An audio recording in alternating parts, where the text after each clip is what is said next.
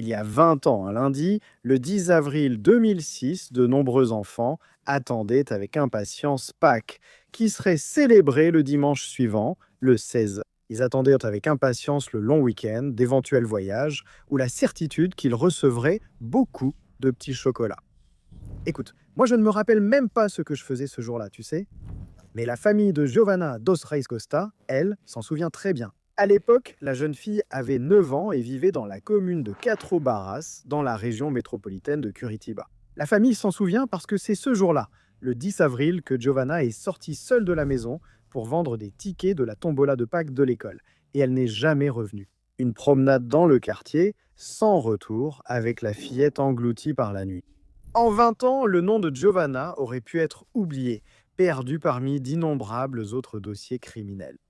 Mais les particularités horribles de sa mort, qui ont été identifiées comme faisant partie d'un rituel, ont transformé l'enquête. Littéralement, en un spectacle, en une chasse aux sorcières, et la procédure en un cauchemar juridique. Sur le point de prescrire maintenant, à son 20e anniversaire, cependant de nouveaux éléments apparus il y a quelques jours pourraient enfin traduire en justice le monstre responsable de la mort de Giovanna. Je suis Marcos Campos, soyez tous les bienvenus. Aujourd'hui, épisode spécial sur la chaîne, d'accord? J'ai posé la question à notre groupe de membres. D'ailleurs, si tu n'en fais pas partie, je t'invite à devenir membre. Et le groupe a dit que ça pourrait être sympa. Donc voilà, je vais expliquer brièvement. Cet épisode ici, comme il y a beaucoup d'informations, en fait, ce cas, je vais le diviser en plusieurs épisodes. Donc celui-ci sera le premier épisode de l'affaire de Giovanna, d'accord? Donc je vais créer une playlist et ensuite on y retrouvera tous les épisodes sur cette affaire, d'accord? Écoutez, je dois préciser que ça ne va pas devenir une règle sur la chaîne, d'accord? C'est une expérience que je fais, ne t'inquiète pas. Pas besoin de commenter en disant « Ah, je préférais l'autre façon ». Du calme, c'est juste une expérience. Si ça marche, si les gens aiment, on le fera pour d'autres, mais pas pour tous, d'accord? On est d'accord? Voilà, les messages sont passés, passons aux faits.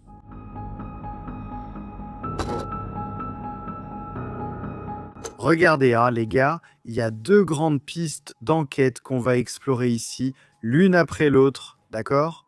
Ainsi, les noms de plusieurs personnes impliquées seront mentionnés. C'est-à-dire des personnes qui, à un moment donné au cours de ces 20 années, ont été considérées comme suspectes, accusées, jugées et innocentées.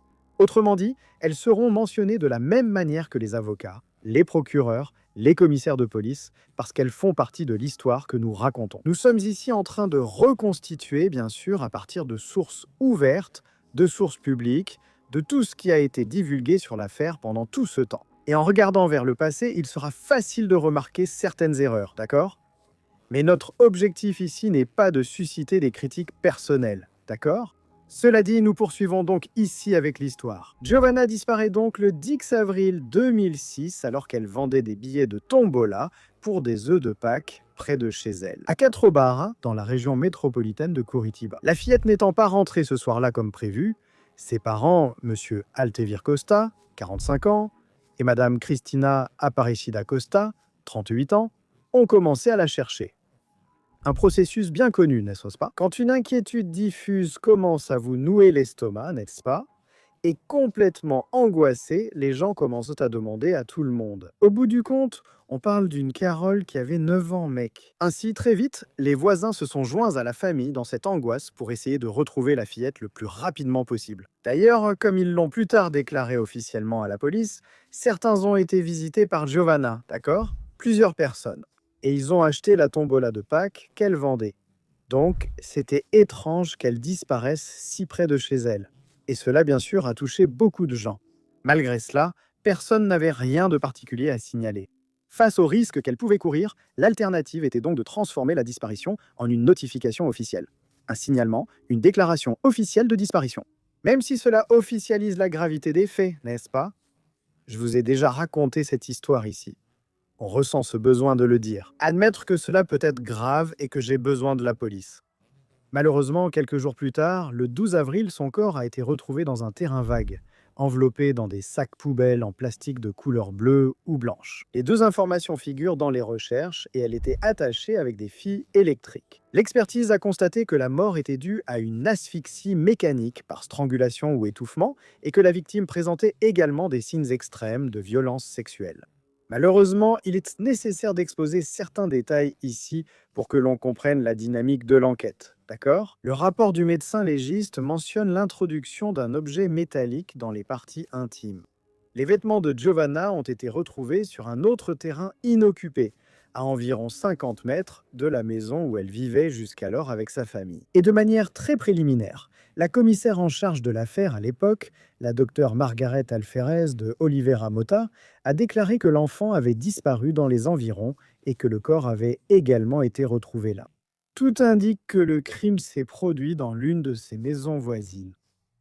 D'après les observations présentées par la commissaire, sur la base du rapport d'autopsie, la fillette a été saignée vivante. Autrement dit, alors que son cœur battait encore, un objet métallique à pointe irrégulière a été introduit dans son vagin et a déchiré la zone. Le médecin a affirmé que lorsqu'il a examiné le cadavre, tous les organes étaient pâles. Il n'y avait plus une goutte de sang. Le sang a jailli parce que son cœur fonctionnait encore pendant qu'elle était torturée.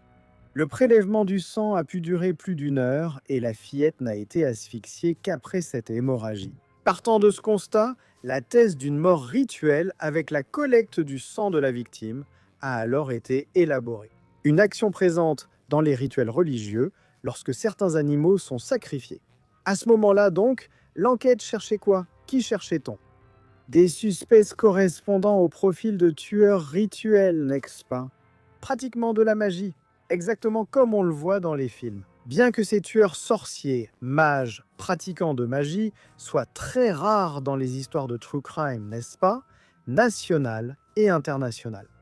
Il existe de nombreux cas de crimes horribles et violents qui ont d'abord été attribués à ce genre de choses. Mais ensuite, avec l'avancée de l'enquête, on a compris qu'en réalité, il s'agissait de crimes commis lors de crises psychotiques ou par des personnes mal intentionnées qui cherchaient à tromper la police. Je pense même que le seul cas où l'enquête a effectivement mené à la découverte de sacrifices humains a été celui d'un garçon, Adam, qui a été retrouvé dans la Tamise, à Londres. En 2001, tu te souviens peut-être de cet enfant africain dont l'affaire a déjà été évoquée sur la chaîne. Eh bien, mais pour revenir ici, il est indiqué que le terrain vague où le corps de Giovanna a été retrouvé jouxtait un terrain occupé par un groupe de gitans, parmi lesquels une famille appelée Petrovic. Ils sont alors devenus suspects de la mort de la fillette lorsqu'ils ont «fui» entre guillemets les lieux avant que le corps de la petite ne soit retrouvé. Voici 2 remarques possibles. Dites-moi ce que vous en pensez en commentaire, s'il vous plaît. Ils ont été visités par les policiers pendant les recherches pour retrouver Giovanna. Ils étaient discriminés par la communauté locale. Et ici, il est important de savoir que lors d'une interview déjà en 2022, bien longtemps après, l'une de ces personnes impliquées, entre guillemets, Perrault lui-même, explique qu'ils ne se sont pas enfuis de chez eux au moment du crime. La famille était à Curitiba, à quelques kilomètres de Catrobara, pour les préparatifs et la célébration du mariage du frère de Perrault. Une fête qui, selon la tradition tzigane, dure des jours. Mais la police avait en main un mandat de perquisition collective pour toutes les propriétés de la région. Ainsi, elle est entrée et a fouillé la maison des Petrovic, où 12 cheveux ont été trouvés dans le siphon de la salle de bain, supposément liés à la victime, et aussi des sacs de supermarché identiques à ceux qui s'y trouvaient. Selon la commissaire, dans le cadre de l'enquête, la famille Petrovic a été recherchée dans d'autres États, comme São Paulo et Santa Catarina, lorsque des écoutes téléphoniques ont révélé des habitudes étranges, entre guillemets, et le lien des tziganes avec le trafic de drogue et les escroqueries. Environ 1 an après la mort de Giovanna, alors que l'affaire était au point mort, des membres de cette famille, les anciens habitants de Catrobaras, ont été arrêtés. Ils ont été arrêtés le 26 mai 2007 à Araçatuba, dans l'intérieur de l'État de São Paulo, par la police militaire de la ville. Les personnes suivantes étaient suspectées dans l'affaire du Paraná. Vera Petrovic, 58 ans à l'époque, connue dans sa communauté sous le nom de Diva, la cartomancienne, et son fils, Perrault. Ils se trouvaient chez des parents dans un quartier de classe moyenne de la ville d'Araçatuba, dans l'État de São Paulo. En plus d'eux, le beau-père de Perrault, un homme nommé Renato Michel, père de l'épouse de Perrault, une adolescente de 16 ans à l'époque, a également été considéré comme impliqué dans le crime. Le beau-père et le gendre ont été décrits professionnellement comme des vendeurs indépendants. Sur la base des preuves recueillies par la police, le procureur Otacilio Sacerdote a alors demandé l'ouverture d'une action pénale contre les trois adultes et l'internement de l'adolescente dans un centre de détention pour mineurs. Jugement et acquittement.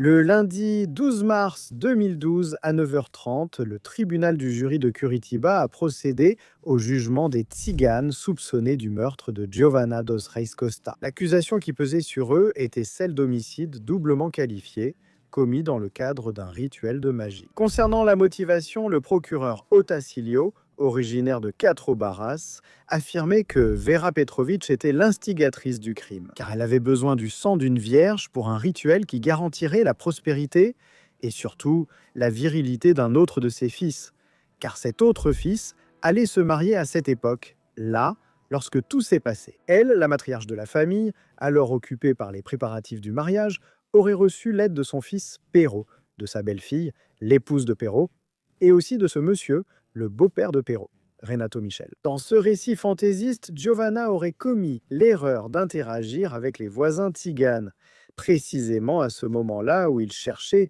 une victime pour le macabre sacrifice prénuptial. Ça donnerait un de ces films, tu sais, un film d'horreur un peu bizarre, comme ça. Il paraît que la jeune fille aurait demandé à plusieurs camarades d'école de l'accompagner pour vendre la tombola, mais aucun d'eux ne pouvait y aller. Alors, Giovanna a fini par y aller toute seule, elle est sortie dans les rues du quartier et elle est devenue une proie facile. Écoutez, ici je vais vous donner tous les détails de ce procès, mais je vous préviens déjà que les accusés ont été acquittés. En 2012, lorsque le procès a eu lieu, les accusés ont été défendus par le cabinet de l'avocat Claudio Daledoni Jr., une référence nationale dans le domaine juridique et présent dans plusieurs affaires de grande envergure. Selon la défense des accusés, il y a eu des erreurs dans l'enquête policière et il n'y avait pas de preuves pour condamner Vera Perrault et son beau-père, Michel. A defesa fez trabalho de. La conviction du procureur et des jurés. Il a été démontré qu'il n'y avait pas de preuves solides contre les accusés, contre les trois accusés. Selon l'avocat Daledoni, le ministère public s'est convaincu de l'innocence des accusés et a demandé leur acquittement. Et regardez, ici il y a un point extrêmement important, parce qu'il ne faut pas oublier que les accusés sont restés en prison pendant 6 ans en attendant leur procès. 6 ans en prison en attendant un procès. Tu sais que Perrault a traversé une grave dépression pendant cette période. Il a beaucoup maigri, mais en fait, c'est difficile d'imaginer comment ils ont affronté ce véritable tsunami dans leur vie, n'est-ce pas? Eh bien, les gars, la défense a soutenu que la mort de Giovanna s'est produite de manière similaire à l'assassinat de Raquel Genofri, ce qui soulevait l'hypothèse d'un pédophile en liberté dans la région, un prédateur à l'affût. Un tueur en série actif à Curitiba et ses environs. Les photos des filles placées côte à côte mettent en évidence des similitudes entre elles, ce qui pourrait peut-être faire partie du modus operandi d'un tueur. Aujourd'hui, on sait que cette thèse était fausse, cependant, et qu'il y avait deux tueurs différents dans les affaires de Giovanna Costa et Raquel Genofri, qui est, pour ceux qui ne s'en souviennent pas, cette fille qui a été retrouvée agressée sexuellement, morte là dans une valise abandonnée à la gare routière et ferroviaire de Curitiba, le 5 août 2008, 3 jours après sa disparition. Bon, à l'époque donc des procès des gitans dans l'affaire de Giovanna, avec tous les journaux braqués sur l'affaire, il a été nécessaire que le président de l'Association de préservation de la culture tzigane, M. Claudio Domingos Jovanovic, explique que les rituels impliquant des sacrifices humains n'ont rien à voir avec la culture tzigane. Très préoccupé par la discrimination que la communauté tzigane subissait à cause du supposé lien des tziganes avec l'assassinat de Giovanna, il a déclaré qu'il ne fallait pas tout confondre ni commettre un génocide culturel. Selon lui, les gens, par ignorance de la culture tzigane, avaient déjà préjugé les accusés, étendant ainsi la condamnation à toute la communauté tzigane. C'est toujours la même histoire, n'est-ce pas, les gars? On sème une idée, le sensationnalisme devient un monstre. Et alors beaucoup de gens finissent par y croire. Sans rien savoir, la personne lit juste le bandeau, le titre, la une, et commence à dire n'importe quoi, à parler sans réfléchir, et ça crée une situation vraiment compliquée, n'est-ce pas? Il y a des cas qui le prouvent, n'est-ce pas? Des alertes, des rumeurs finissent par entraîner des choses en très graves, non? Vous vous souvenez de cette femme qui a été lynchée sur la côte? Parce qu'on l'a confondue avec une sorcière, moi je ne sais pas qui. Eh bien mec, c'est complètement absurde. Mais on continue ici. Au Paraná, surtout, les Tziganes étaient victimes d'hostilité. Leur tente était incendiée. Claudio Domingos Jovanovic. Il a été très clair en considérant que si Vera et Perro étaient reconnus coupables dans cette affaire, dans l'hypothèse, cela correspondrait à un crime de leur part. Un acte isolé relevant de leur responsabilité. Une violence qui ne pourrait pas être associée à leur culture, celle des Tziganes. L'idée que les Tziganes volent à des petits-enfants fait partie du folklore, comme d'autres croyances, sans aucun fondement. Ainsi, ce que les Tziganes pouvaient espérer et attendaient, c'était d'être traités avec respect, comme n'importe quel autre citoyen brésilien. En résumé, pendant les 3 jours du procès, plus de 15 témoins de la défense et de l'accusation ont été entendus. Les jurés ont voté pour l'innocence des accusés après que le procureur, Dr Marcelo Balzer, a demandé leur acquittement, parce qu'il estimait, bien sûr, qu'il n'y avait pas de preuves suffisantes contre aucun des accusés. De plus, le procureur, Marcelo, a mentionné que la commissaire faisait l'objet d'une procédure pour corruption. Il a relevé 15 erreurs dans la plainte déposée par le procureur du district de Campina Grande do Sul. Un détail important a été la collaboration de Tziganes rivaux de la famille Petrovic qui ont accompli le travail demandé par la commissaire. La traduction du dialecte romane lors d'écoutes téléphoniques a nui aux Tziganes et contribué à l'arrestation d'une mère et de son fils. Tu te souviens que j'ai mentionné au début qu'il y avait eu des appels que, tu vois, l'enquête a trouvé étranges, insolites. Eh bien, c'est de ça qu'il s'agit. Enfin, le docteur Daledoni a affirmé que les erreurs de l'enquête policière ont eu 2 grandes conséquences. L'emprisonnement d'innocents et le fait que l'assassin soit resté en liberté puisqu'il n'y avait plus d'enquête en cours depuis la détention des Tziganes. Les parents de Giovanna n'étaient même pas présents le dernier jour du procès, au moment du verdict.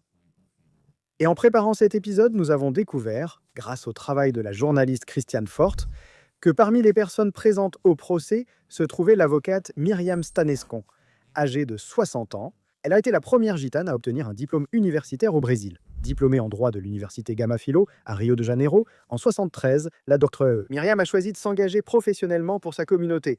Les gitans, n'est-ce pas? C'est pourquoi elle a voyagé de Rio de Janeiro à Curitiba pour assister aux 3 jours de procès et soutenir son peuple. À cette occasion, elle a donné des interviews et évoqué la discrimination subie par le peuple gitan au Brésil et dans le monde. Et face à tout cela, la grande question que nous avons ici dans un procès comme celui-ci, qui conduit à l'acquittement des suspects, est si ce ne sont pas eux, Vera et Perro, qui seraient responsables de ce crime? La clé de ce mystère semble avoir été présentée par l'un des témoins de l'affaire, une ancienne voisine de la famille Costa. Et ce qui a attiré l'attention dans son témoignage au tribunal, c'est ce que nous n'avons pas appris, du moins pas à ce moment-là. Pendant les 3 jours de procès, plus de 15 personnes ont été entendues. Ce qui a surtout retenu l'attention, c'est le témoignage de l'ex-femme d'un chauffeur vivant près du lieu du crime. Parce que son témoignage était confidentiel et les personnes présentes ont été invitées à quitter la salle d'audience. Peut-être une pratique illégale dans le cadre de la procédure, mais insolite, je dirais. Qu'en pensez-vous? Cela a clairement laissé planer le soupçon que lui, l'ex-mari, pouvait être le coupable de ce crime. Mais entre 2012 et 2025, rien ne s'est passé, aucune nouveauté. Ou plutôt, la police a effectué des actes d'enquête sur la mort de Giovanna, alors que l'affaire était classée. Alors maintenant, en 2026, à la veille de la prescription du crime, la justice a décidé de rouvrir l'affaire après la présentation des preuves qui lient un homme au crime. Mais pour connaître la suite de tout ce qui se passe, des mises à jour, je vous invite à vous abonner, ou plutôt à activer la cloche de notification. Le prochain épisode poursuivra la série sur l'affaire Giovanna.